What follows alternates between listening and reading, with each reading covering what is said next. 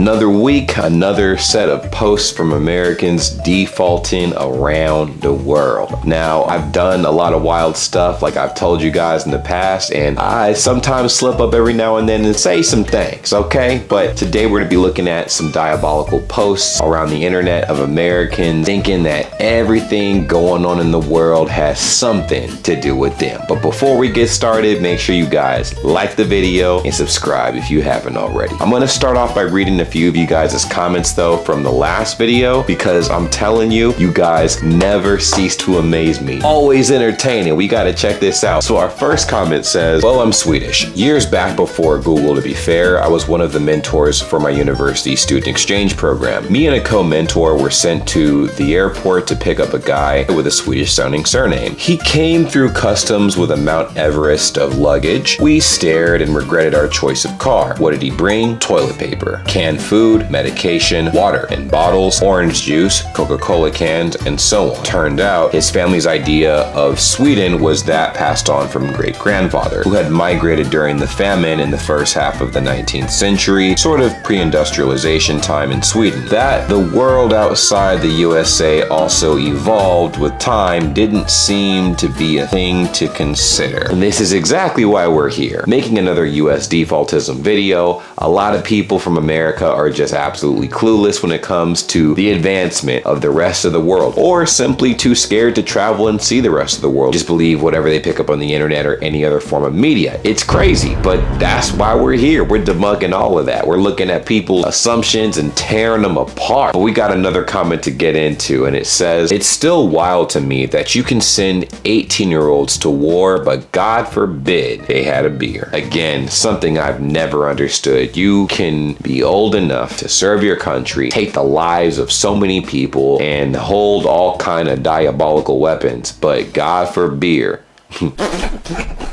God forbid you grab a beer and decide to indulge a little bit. It's all of a sudden the biggest sin on the entire planet. It just does not make any sense, and our priorities are all over the damn place. I feel like if you're old enough to serve your country under the umbrella of the government, you should absolutely be able to drink. That should just be one of the standard things. But another comment from one of you guys was actually pretty interesting, as it says, hey, I have a story for you. This is something that happened to me way back in 1984. I come from a multicultural family and grew up in Mexico. I finished high school in Mexico in June 1984, and my university in Japan would not start till April 1985. I had some months to kill, so my parents sent me to Michigan with some relatives to practice my English. I made many American friends and I had a great time with them, but I was a little concerned about their international/cultural knowledge, or the lack of it. If you saw this video that I made recently, I basically highlighted a few key things that a lot of Americans get wrapped up in and why they don't know about the rest of the world. It has a lot to do with how media is given to us to digest, and also this fear-mongering propaganda that discourages a lot of Americans from traveling outside of the country. Because of course, how else are you gonna get your people to believe that you're the best country in the world if you don't discourage people from seeing other countries and making that judgment for themselves? Anyways, I digress. Let's continue. Typical questions like, do you have cars in Mexico? Do you have refrigerators in Mexico? Do you have TVs in Mexico? Oh, well. The conversation that really got to me was this one. So what are you gonna do after being here? Going to a university in Japan. In Japan? Why? What do you mean why? Japan is a communist country. Japan is a what? No, it's not. Yes, it is. They lost the war against the US 41 years later. I am still shocked. I think I've heard the word communist thrown around by more Americans than I can count. If I could put all of the Americans in a bank account with the amount of people I know who've called every country under the sun communist, I would be a multi-gorillionaire. Okay. But let's go ahead and get into our first post, man, because it's gonna be a long one. I hope you guys brought some popcorn to the party. All right, it's gonna be real interesting, this video. So go ahead and get ready. Our first post says, this is gonna sound really stupid, but outlet plugs in other countries like Europe or South America, you have to have a special adapter if you wanna plug in something. Here in the US, we don't have that problem. What's wild about this is it's a statement. I thought this was about to be a question. That was a dumb statement, but let's see what the comments have to say. Kudos to them for being right. That did sound stupid. Yeah, see? I mean, that was dumb. There's some things you could just keep in your skull cap. You know what I'm saying? Like, you don't have to release those thoughts to the rest of the world. Anyways, this next comment says, could it be that European appliances have different plugs that match their different outlets? No. Couldn't be. Everyone there must have to carry around adapters for no goddamn reason. Yeah, a little bit of thinking would have completely debunked that entire statement the user posted if he just took maybe more than 1 second to just impulsively type what he typed. Like, what? We live in a day and age though, man. People just be saying any and everything. They don't think, they just get their little fingers out, bust out the keyboard and go crazy. Like, every fleeting thought somehow finds its way to the internet. And that's exactly how they keep finding their ways here in these videos. Like I will say all the time, in every country there are people that are just not the smartest, but America is known for having a massive conglomerate of those types of people. And it's interesting because it's to a point where we do seem to be a bit brainwashed. Okay. And this is why we have this series on the channel in the first place. That should encourage you to go outside and travel or just explore and expand your knowledge. Knowledge is key. Anyways, we got another comment which says, each time I go to this sub, I lose more and more faith in the US. Think about this. A grown adult actually went on Facebook and said this. This person is allowed to vote, have children, etc. They were right about one thing though. That did sound stupid. There's one thing we can't say about this situation is this user happened to unite the world with his dumbassery. But we're moving on to the next post, which says, pupils use phone locking stations at Scotland's first phone-free school. Okay.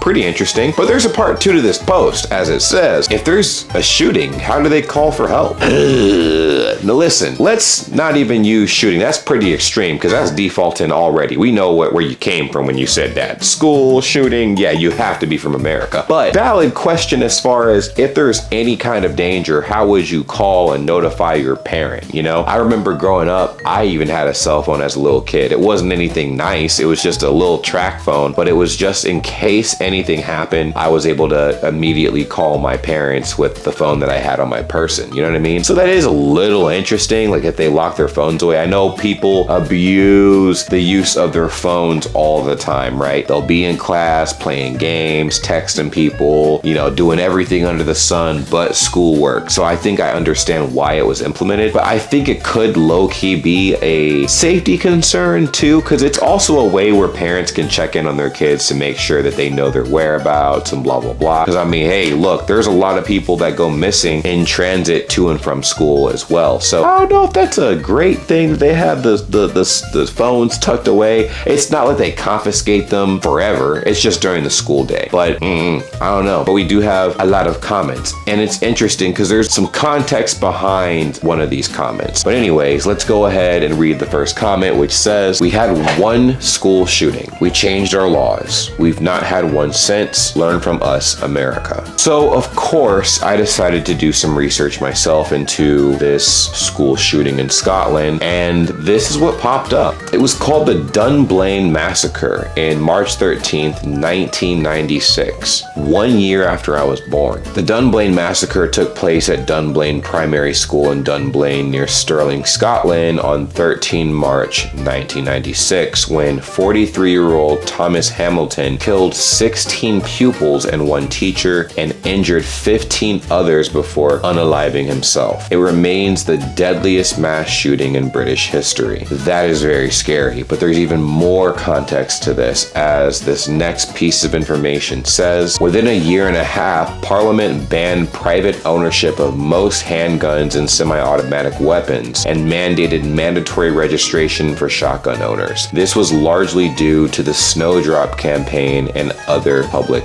pressure. And then that's actually very, very insane. I did not know that at all. In fact, I, for a long time, believed that America was pretty much the only place in the world that had school shootings at all, because school shootings should not ever be a normal thing. And of course, in a country where guns are able to be owned by anybody recreationally outside of the parameters of hunting, America we just go crazy in the paint with guns, you know what I mean? And unfortunately, because of that, there's a lot of mishandling of those guns. And you have situations like the school shootings that have been making the news. It's very scary stuff. So the fact that this happened in another country, they changed a few laws, and boom, I mean, they haven't really seen anything like that since, is pretty interesting. Now, I'm not sure if that last piece of the statement I just said is true. There could have been another shooting that happened afterward. I am not aware of it, but I do have a question for you guys in regards to the issue of the gun control thing in America and how the world views America and the handling of weapons. Do you think the same solution that worked for Scotland would work for America? Either banning guns or restricting guns from the people? Because it's interesting. I think people are worried in the United States about the possibility of them having to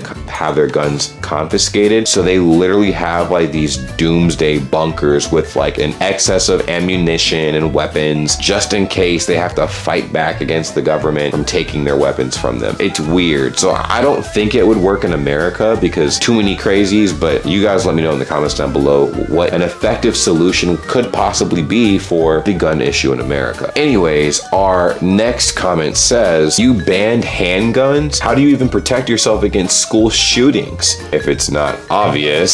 So again, the person basically blew their cover by making that statement. Immediately, I'm like, you must be from America, because ain't no other place in the world has a reputation of having mass shootings like that except the United States. It's insane. Whew. Our next comment actually is very interesting, as it says, when Sandy Hook happened, I thought it would be the US's done blame. I was sure that whilst they were fine with teens being massacred, with kids that young, it would finally be the line. It was not. Then Ovada happened, and even babies didn't change their mind. Ovada had demonstrated that their good guy with a gun would do nothing in these situations. It's a lost cause. I don't understand how American parents can cope every morning not knowing if this will be the last time they see their kid alive. This is a very valid point, and I think about it often. I'm like, wow, what is it like for a parent in these times to send their kid to school? You would think school would be a place where obviously your child is learning and stuff like that. It's a very safe environment. It's a place where you can expand on tools that you can apply later on in life. But in America, it is a very real and gruesome reality that anybody at any moment could crash out and take the lives of anybody in that schoolhouse at any point in time. Anyways, we have another post which is very interesting as it's a thread. And it starts off by saying, you might be laughing right now, but this is how roads look like where I live. Underneath that it says, what state do you live in, may I ask? I traveled almost all over the country and I've never seen roads like this. Underneath that, the response is state, country? What makes you think I'm an American? Underneath that, it says, well, remember, you're on YouTube. 98% of YouTube users are American. In other countries, most people don't even know what YouTube is. You may not be local, but if you're a foreigner and you watch YouTube, you're one of the exceptions. I mean, everyone here has a YouTube profile. In your country, how many people do you know who watch YouTube? This dude didn't know that YouTube is more global than he actually thought. That's insane. Come on, man. That's how I know as much as I know now about the rest of the world. It's other people uploading stuff from other countries. If you look at the extent of my channel, I've been reacting to content from around Europe for a long time, 6 years to be exact. And people have YouTube channels and all kind of things, and that's just been a thing for forever. Every country has access to YouTube for the most part. There's very few countries that don't, and that's what makes YouTube's user base so massive. Anyways, we have comments to look at, and our first comment said, wait until this person learns that there are whole hugely popular YouTube channels where the creators and main audience are all not American, and they don't have to make videos in English. If you take a look at my YouTube channel, I'm friends with some of those YouTubers that don't have YouTube channels from America. Crazy, right? Literally, like every country has something like that. They got a little scene, their own little YouTube content creator scene. You're your availability of content changes based on where you go. And I thought that was pretty wild, honestly. I didn't realize that my For You page on YouTube would look entirely different when I moved from one country to another. But in my case, that's how it was. Not sure if it was the same for you guys, but I definitely got some interesting recommendations when I moved around and whatnot. Our next comment says, well, remember, 83% of all statistics are made up to support my argument specifically. And I absolutely love this because, let's be so for real, we've all done it at least once. Had some made up stat at some point in our lives where we were in the middle of an argument, we were backed into a corner, and we're like, well, like 80% of blah, blah, blah, blah, blah, blah. Like, yeah. It's crazy because people do that a lot, and I think that's just part of, I don't know, just living. People just do some crazy things sometimes, man. But our next comment says, PewDiePie was one of the largest YouTubers in the world for dog years, and he's from Sweden. That shocked me when I found out he was from Sweden. I mean, he's mentioned it quite a bit, but in my head, I always defaulted and thought he was from the United States. I'm like, oh yeah, he's one of ours. He just happened to, like, you know, have Swedish parents that were, you know, first generation in the United States, and then, you know, he wound up finding video games in the US, and boom. Yeah, not the case at all, and I learned that way later, and I'm like, whoa. All right, our next post is very interesting, as it says, I eternalized the historical moment I experienced in Copacabana, which is fine, totally innocent, but when we look at this picture, we notice a few things that might raise a few eyebrows in America. For instance, the date. Because what it's actually showing, obviously, is the escalating date, right? The day, month, year. America got the month, day, year. So everywhere else, it would be the 3rd of May, 2025. But for us Americans, it would be, you know what I'm saying, the 5th of March.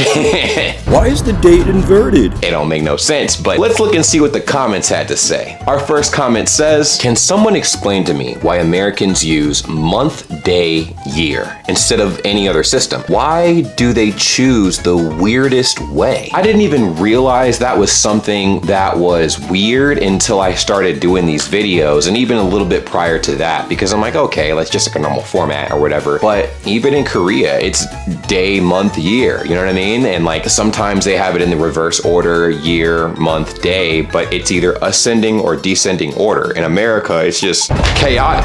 It's not ascending or descending. It's this shit right here. Our next comment says, it's because the UK used to do the same before we switched to day, month, year in the 20th century to match the rest of Europe. And so America is just too stubborn to change it even after 300 years. That makes sense. We're too stubborn to change a lot of things, actually. But we're not too stubborn to make changes that set us back a few decades, even centuries. But I digress. Our next comment says, so basically, UK had something stupid, America copies something stupid, UK stops using stupid thing, America refuses to stop using stupid thing. That was the perfect explanation of what we have just witnessed. That is literally what is going on currently. And the more I realize that, the more it hurts. But we have other posts to cover. So our next post is very interesting, as it says, must be Fahrenheit. And we have seen time and time again how the temperature discussion gets blown out of proportion from my fellow Americans. It's like, why aren't you using Fahrenheit? I was one of those people. I was preaching Fahrenheit to the high heavens. I'm like, why is the rest of the planet not using Fahrenheit? And it should have been, why is America one of 3 countries that uses Fahrenheit? Huh? Why? That's the real question I should have been asking. But of course, I didn't think that deeply into it. I was like, why isn't the world conforming to me? And that's such an entitled way of thinking. So let's look deeper into this post, because if you look at this, there's a little bit of a thread. Top of the thread says 37 isn't that hot. I love reading when temps are under 40 degrees. And underneath that, the response is, blood thinks 37 degrees is hot. Where do you live? Alabama. And underneath that, oh God, it says, huh? I'm from Bangladesh. Underneath that, it says, why is it that everywhere people from the USA sound so stupid? And the response to that is, shut up, you a-hole. Nobody likes you. Stop acting like you're better than us Americans. Clearly,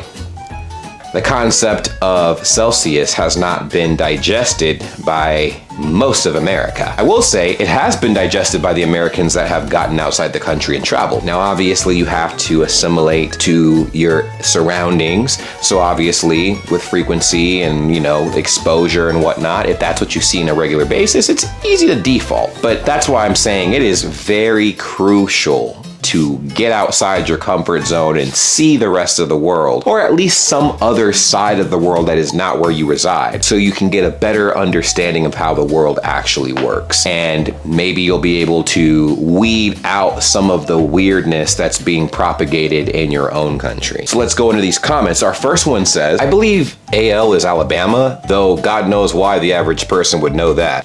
Funny enough, I guess I've been defaulting because I'm like, oh yeah, that's Alabama. AL is obviously Alabama, but it could be anything else. And the comment section was going crazy, eating that alive. They were eating that alive, you know what I'm saying? So people were going crazy. Our next comment says, 37 feels very hot here, especially with the high humidity and walking outside a lot. I wouldn't be surprised if they never walk anywhere. Yeah, I mean, America is a car-friendly country. In fact, there's not very many places you can just go walk from place to place in the United States. That's not really a common thing. Now, if you're in a city location, then yeah, it's more common than not, but still, people don't really walk as much in America as they do anywhere else in the world. So yeah. Next comment says, 6 years in the US, never adapted to Fahrenheit. It just seems very random. Yeah, I guess a good example of this, right, would be, or like a good analogy would be like, okay, the entire world is using Celsius and you have one country randomly that's using Kelvin to measure their temperatures. And you're like, what? I guess we'll just have to keep on keeping on and see what happens, man. Like, hopefully America does get right with the program and switches over to Celsius, but that will literally never happen. It will never happen. I can't ever see that happening, honestly. Never. Imperial system for life. Now, our next post is pretty interesting, as the caption reads, bought something without mentioning which currency. And we love to see that. Let's see what they're talking about. Did I get a good deal? I paid $1,500. $1,500 what? $1,500 what? Dollars, dinero, pesos, euro, 1,500 won? What are we talking about? What currency are you referring to? There's a part 2 to this post and it says, 1,500 rupees sounds like a steal, r/US defaultism. And of course it had some upvotes. The response to that is, well, the dollar is the world's currency. I lost brain cells reading that, but the response to that was a facepalm. But the response to that was, USA is backwards as a country. And then another comment says, USA is not the world. And just so y'all know, it is not the world. But it's hard to think of it in that context when you've grown up thinking that the US is literally on top of the world. I distinctly remember going through school, elementary school specifically, and the way they teach American history, the way that you go through your curriculum, they let you know and they remind you, okay, America is literally on top of the entire planet. That is how the curriculum is structured. So it gives us this false sense of entitlement when it comes to our stance and our presumed position in the rest of the world, but we really look crazy. Anyways, our first comment pertaining to this post says, US defaultism in their second comment as well. The dollar is the world's currency? What? The Australian dollar? Maybe the Canadian dollar then? Not a very well thought out comment, but this user was absolutely cooking. Our next comment says, if only they were informed enough to know that India, 1.4 billion people, and China, 1.3 billion people, both have their own currency. How could the USD be the world currency? I at least hope they knew about euros and pounds. Disappointed. Well, it's crazy. The more you dig into how much people know in the United States, it gets a little, it's pretty grim. It's pretty sad. Viewing how the world views the United States from the outside in is wild. It is wild. And it's almost like the cloak has been lifted when you travel and you're like, dang, that's how people have been viewing us this entire time? Now, of course, you could literally see how the world views the United States without ever leaving because it's all there on the internet. But it's easy to be very combative and defensive, so you have to see it for yourself when you travel to their neck of the woods and then see things for what they are. Now, are these other countries that are criticizing America perfect? Absolutely not. Every country has its problems, you know? But you're able to better identify what those problems are when you see them for yourself. The reality is, though, we're in a pretty bad economic crisis in the United States and probably globally. And the way that the United States is structured, I mean, the systems are working kind of against the people to a point where travel just really isn't in the top 3 most desirable things. It's survival. Survival is almost every point in those 3 desired things for the average American, right? Like, they want to be able to have good health care. They want to be able to find a stable job of some sort. Traveling is a privilege when you're in the United States. Now, if you have money, you have a job and stuff like that, then traveling is more doable. All I can do is offer a few pieces of advice, I guess, right? But I'm just a guy at the end of the day. I don't know what I'm talking about. Let's move on to the next comment. That always bugs me regardless. 1,500 what? Bananas? Even if it was next door, I need specificity. Exactly. We need to know what you're talking about. If you pretend like we can read your mind, don't be surprised when you get real weird and hostile responses, or just confused responses. Not even hostile, but just very confused. If you are getting answers that you weren't expecting, it's probably because you weren't specific enough. Yeah, I think that's important. Just look into that. What the heck? Now, this is interesting. Our next post will raise some eyebrows. As the caption says, it has to be a York in the US, right? All right. Now, context is very key, so let's read what this says. Few shots from the National Railway Museum in York last week. Now, the second I said York, and there wasn't a new in front of it, I'm like, okay, it's definitely not in the US. Maybe it is. I don't know if there is a York in the US. I don't know. I just know that's not New York. But there's a part 2 to this post, and it says, is this Wisconsin or Pennsylvania? Boom. Now, normally I would jump at the gun and be like, what? What do you mean this is Wisconsin or Pennsylvania? But I don't know what counties are in Wisconsin and Pennsylvania, with cities, whatever. There could be a York City in one of those places. I don't know. So this, to me, is it defaultism? I'm not sure if it is. Really, I'm really not sure if it is. You guys let me know in the comments down below, but let's see what the comments had to say. Our first comment said, I wonder if Google messes up US searches. Like, if you're in the US and search for St. Petersburg, do you just always end up in St. Petersburg, Florida? Or searches for Paris always send Americans to Paris, Texas? That would explain so much about their atrocious geography knowledge. Dang, okay, well, sheesh.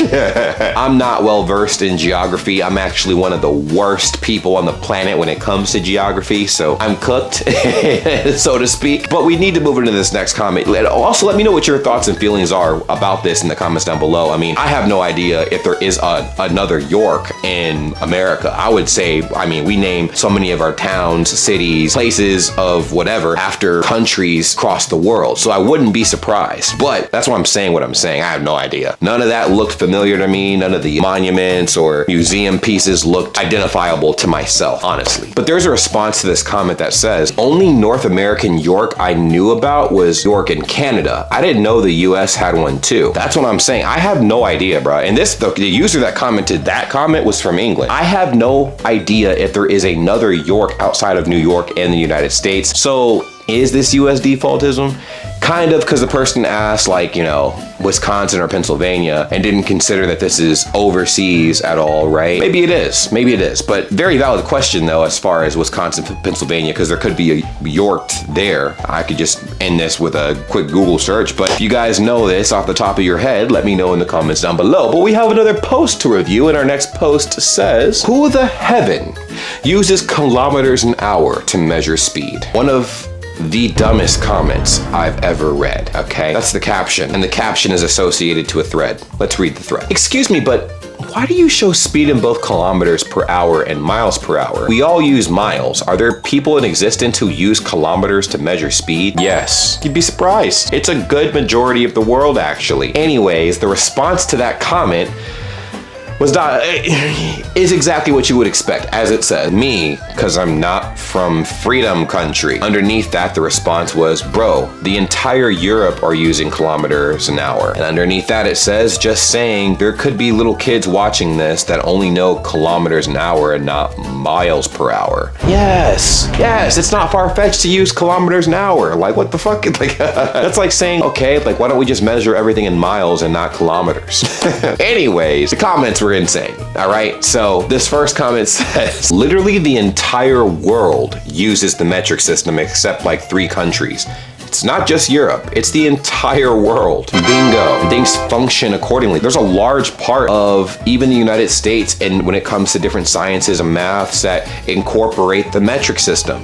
I mean, Jesus Christ. I feel like if we taught the metric system using weapons, everybody all of a sudden would know what the hell we're talking about. You could all of a sudden teach the average American kilometers an hour if you're measuring the speed of a bullet. Our next comment says, this feels too stupid to be real. As my father would always say, keep on living. There's levels to this shit. You'd be so surprised. There are tiers to dumbassery, all right? Who uses kilometers an hour? I'm like, the whole world? The fuck? The Americans will use anything but the metric system. I swear to God, bro, we measure shit in ears, feet, toenails, cheese wheels, eyeballs, anything that is not the metric system. It's just an outright fuck you to it. You know what I'm saying? Our next post is gonna be pretty interesting. You'll want to see this. Immigrate somewhere else. Reddit is a physical place now? Yeah.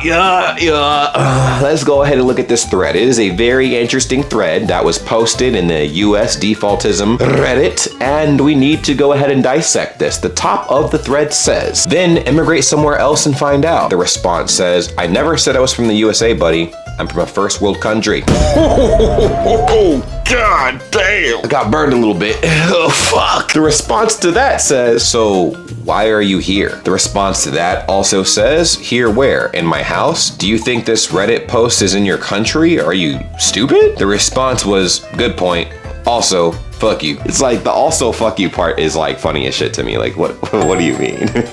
Diabolical, dude, diabolical. Our next post is quite interesting, and the caption reads, under a video of a cat roaming around at night. At least they realized their mistake. Okay, so let's read that and see what we got going on. I've never been as curious about where my cat goes at night as I am right now. Now, underneath that, it says, is there like no coyotes in your state? Underneath that, it says, no, because I live in the United Kingdom. The response to that says, I've literally tagged the location, and the response to that says, I don't know, I've never left the US, I'm sorry. At least the person was nice about it. He's like, yeah, well, I didn't know. I've never left the US. The US is all I've known. That's a common reality for a lot of people living in the United States. They've never traveled. They've never traveled to another country. I would like to know the percentage of people that have actually left the United States, but I digress. Let's look at our comment section, which the first comment does say, I live in the UK. I do not assume every video is from the UK just because I haven't left the UK. I have, but you know what I mean. I will never understand this mindset. Yeah, I feel like, I know I keep harping up on traveling outside of the country, but you don't really have to travel to have an open mind. I just feel like you need to be aware that there is more to the world than where you live, you know?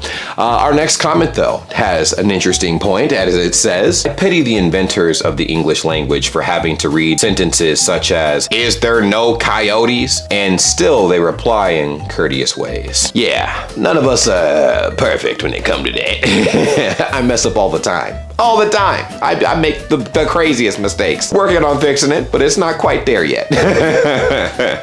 Our next comment says, never discuss outside cats with an American. You might have a point, but there was a response to this comment, which I found to be pretty interesting, so I will be sharing it with you. And the response says, yeah, it's a touchy one for a few countries, and rightfully so in some places. However, USAians are the only ones I've ever had an issue with, where a few of them would just not accept that in my country, Ireland, that cats have a legal right to roam. Had one guy who legitimately would not believe that it was an actual law and thought I was making it up to press my agenda. I wasn't even saying I thought cats shouldn't be solely indoor. I was just trying to explain that different countries have different laws, and not every country has large predators or endangered small birds. Yeah, I think that's what that kind of gets me too. Like, how do you not even entertain the possibility that other countries have different laws than where you're from? And we've seen a lot of Americans that have traveled to other countries and they've tried to apply what the rules are in their home of record in America to any other country they visit. And I'm like, man, I almost found myself doing that a few times too when I first started traveling. And I'm like, ooh, hold on.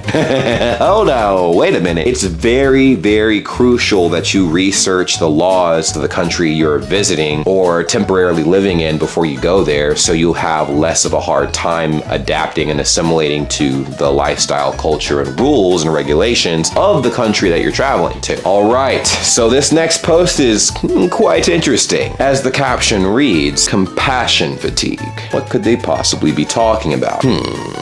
Well, there's context, and the context is in this post, which reads, wow, this is really clever because USA law that isn't applicable in the country that it's happening in. OP, you need to get a lawyer because USA law that isn't applicable in the country that it's happening in. But it's literally illegal for them to thing that isn't illegal in the country that it's happening in. I'd really recommend that you contact US group who aren't in the country this is happening in. Oh, here's a link for thing that isn't applicable in the country this is happening in. Hashtag compassion fatigue, hashtag long post, hashtag long. Remembering other countries exist is compassion fatigue. Also, I really think we have different ideas of what a long post is. Huh? What the fuck? I am so confused. I'm gonna try to read this and articulate what I just read because I am very confused. Is this, I thought this was a post being sarcastic, so I'm like, okay, I get that. Like, it's pretty much a synopsis of what a lot of the US defaultism posts are, right? But now I'm not so sure after I got to the end of this post, like, what is happening? Like, all of this was sarcastic and kind of funny until I read the end and I'm like, remembering other countries exist is compassion fatigue? Huh? What the fuck? That doesn't even make sense. But maybe that's also a pun too. Maybe that's also like some kind of humor I don't understand or something. I don't know. Let's look at the comment. If someone is fatigued by the compassion of simply remembering the existence of other people, then maybe they aren't the best person. Bingo, that's what I'm saying. I thought the post was taking a dig at all the US defaultism posts, right? And it kind of was, but then the follow-up response was diabolical. Yeah, remembering that there's other people that share the planet with us is stressful. Therefore, I have compassion fatigue. It shouldn't just only be us. Like, why do we have to share the planet with these imbeciles? Stressful is what that is. Oh my God. And this person's a piece of shit. So next comment said, I don't understand why the rest of the world don't just cut off their internet between us and the US. Imagine what a nice place the internet would be without Americans, especially the dumb ones like the one in your screenshot. I was so perplexed because I thought this was a troll, not a troll, but kind of like a tongue-in-cheek, like haha hee hee. They also realize that there are a lot of people on the internet from America that are like, okay, I assume this law is this way because it's like this in America. Therefore, it should apply to France and every other country that's outside of America. But then, like I said, the very end of that post had me fucked up. Like, remembering that the world has other people just brings out the compassion fatigue in me. I just can't fathom sharing the planet with other people. Infuriating. I digress. We have another comment, and it says, TikTok was honestly incredible during the time it was banned in the US. It's a shame it got reversed so quickly. I did see the memes about that, and I have a question for you guys. What was life like in that very, very, very short time period for all my people that actively use TikTok? What was that period like not to have any US person on TikTok? Did you feel a major shift? Did nothing change? Did something change? Did you feel more at peace? Like, what was that like? On this side, right, America's like, yeah, TikTok's gonna crumble without us. Now we have our final post. Our final post will conclude the video in a way that will be very memorable. Caption reads, asking for medical advice without saying the country, then doubling down. That's pretty interesting. Let's look at the context. Top of the thread says, South as in Southern US. US as hinted by me asking about recommendations in Texas. Underneath that it says, not once have you said Texas. The response says, if you're in TX. Underneath that it says, the majority of people on Reddit are not American. You can't throw out an acronym specific to one country and expect everyone to know it. It requires no extra effort to type 3 more letters to spell out the whole word or just say US somewhere. If you're not in a US specific sub, then you can't expect everyone to be American. Very good point. Very good point. And then the response was, first of all, I didn't say South, I said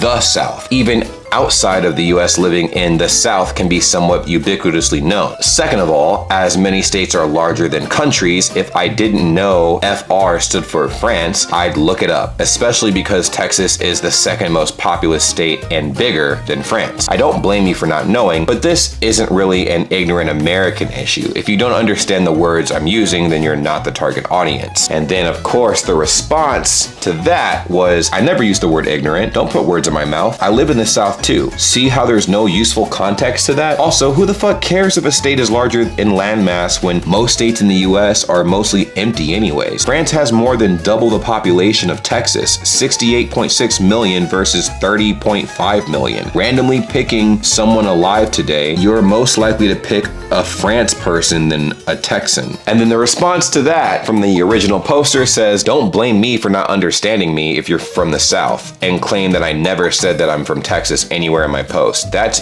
your mistake, LOL. And then the final response from the user says, you're not reading. I'm from the South, but not South USA. Every country has a South. What the fuck? Yeah, that totally went over the original poster's head, and the comment section obviously was turning up over it, as you could imagine. So let's see what they had to say, starting with this first comment that reads, this is definitely one of the best posts I've seen here. The fact that the guy doubles down and then immediately interprets the original poster's phrase, I live in the South too, as I live in the South of the US, is comedy gold. Literally. Yeah, he's like, bro, okay, well, I live in the South as well. And then of course the US poster's like, yeah, of course, see? You get what I'm saying. You probably live in Southern US. It's like, no. Every country has a South, okay? Like, it's funny because I actually did this inside the United States, right? So growing up in Chicago, you know, different sides of the city have different, you know, vibes to them. So South side Chicago's quite dangerous. And so inherently, I thought the South side of every state would be dangerous, you know, and that's not how that works. And I found that out real quickly. So you gotta be able to expand your mind a little bit and learn more about the area that you're visiting or area that you're exploring or area that you're moving to before you just make assumptions based on your own anecdotal experiences of a different location. This next comment says, wait, they think some random person in Cameroon would know that in the South means south of the US? What are they smoking? You don't want to know what we smoking on, man. You don't want to go up that, don't bark up that tree, big fella. Don't do that. We're smoking the finest crack. Anyways, let's go ahead and move on to our final comment for today, which says, wild that an American is arguing with a non-American about something being ubiquitous to non-Americans. In the UK, we also refer to the southern part of the UK as the South. It isn't ubiquitous at all. Hate people who are this confidently wrong and then argue it. Nothing more infuriating than someone that also puts words in your mouth you've not said. Absolutely. And we'll conclude this video by saying, listen, if you fall in this defaultism category, open your damn mind. There's more to the world than where you live, okay?